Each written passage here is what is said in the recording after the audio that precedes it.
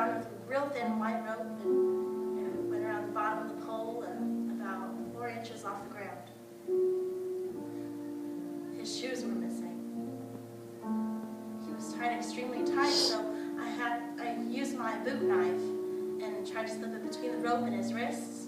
I had to be extremely careful not to hurt Matthew any further. He was bound so tight. I finally got the knife through there. We rolled him over on his back. That's when he stopped breathing. Immediately, I put him on his back, and it was just an adjustment. It gave me room enough to cut him free there. They showed me a picture. I saw a picture of Matthew days later. I would have never recognized him.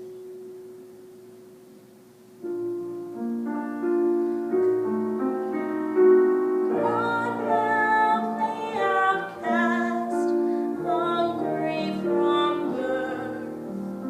Show them the mercy they don't find on earth. God help my people, they look to you still. God help the outcast, or nobody will. Candlelight vigils were held all around the country last night. Denver, Fort Collins, Detroit, Chicago, Washington, D.C., and Atlanta, all expressing hope for Matthew's full recovery. We must do more to deal with violent bigotry and hate crimes.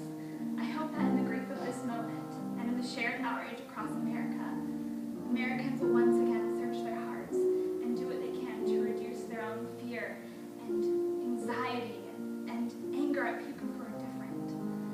And I hope the Congress will pass the hate crimes legislation. My son Matthew did not look like a winner. He was rather uncoordinated and wore braces from the age of 13 until the day he died. However, in his all too brief life, he proved that he was a winner. On October 6th, 1998, my son tried to show the world that he could win again. On October 12th, 1998, my firstborn son and my hero lost. On October 12th, 1998, my firstborn son and my hero died 50 days before his 22nd birthday. I keep wondering the same thing I did when I first saw him in the hospital. What would he have become? How could he have changed his piece of the world to make it better? Matt officially died in a hospital in Fort Collins, Colorado. He actually died on the outskirts of Laramie, tied to a fence. You, Mr. McKinney, with your friend Mr. Henderson, left him out there by himself. But he wasn't alone. He had his lifelong friends with him, friends that he had grown up with. You're probably wondering who these friends were. He had a beautiful night sky and the same stars and moon we used to see through a telescope. Then he had the daylight and the sun to shine on him. And through it all, he was breathing in the scent of pine trees from the snowy range. He heard the wind, the ever-present Wyoming wind, for the last time. He had one more friend with him. He had God. And I feel better knowing he wasn't alone. Matt's beating, hospitalization, and funeral focused worldwide attention on hate. Good is coming out of evil. People have said enough is enough. I miss my son, but I am proud to be able to say that he is my son.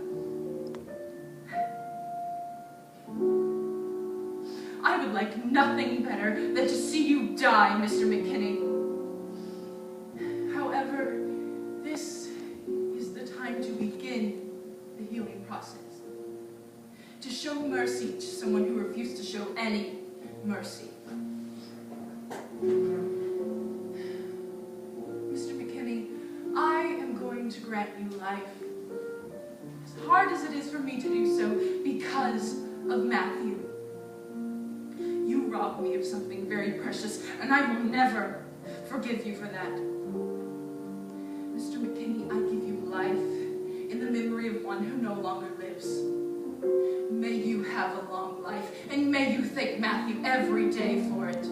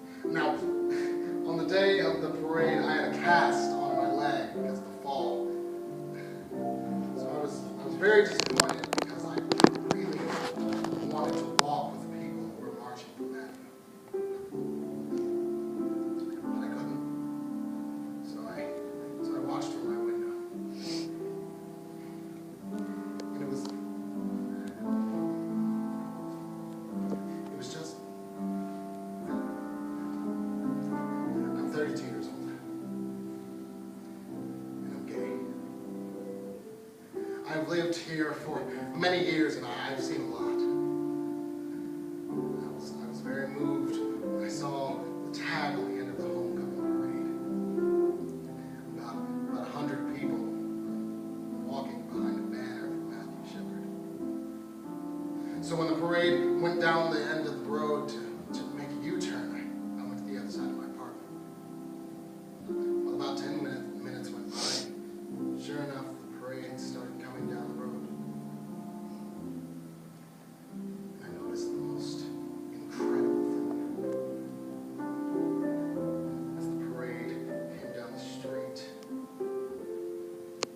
the number of people walking for Matthew Shepard had grown 5 times. There were at least 500 people marching for Matthew. 500 people. Can you imagine? The tag at the end was larger than the entire parade. People kept joining in. And you know what? I started to cry.